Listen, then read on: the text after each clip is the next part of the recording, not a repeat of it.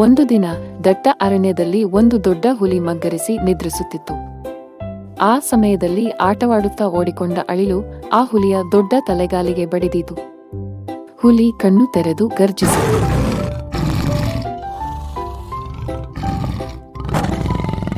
ಏನಿದು? ಯಾರು ನನ್ನನ್ನು ಎಚ್ಚರಗೊಳಿಸಿದೆ? ನೀನು ನನ್ನನ್ನು ಎಚ್ಚರ ಮಾಡಿದ್ದೀಯಲ್ಲ.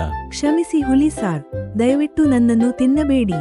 ಹುಲಿ ಸಾರ್, ನೀವು ನನ್ನನ್ನು ಬಿಟ್ಟರೆ ನಾನು ನಿಮಗೆ ಯಾವ ದಿನವಾದರೂ ಸಹಾಯ ಮಾಡ್ತೀನಿ. ಇಷ್ಟೊಂದು ಚಿಕ್ಕ ಅಳಿಲು ನನಗೆ ಸಹಾಯ ಮಾಡ್ತೀಯಾ?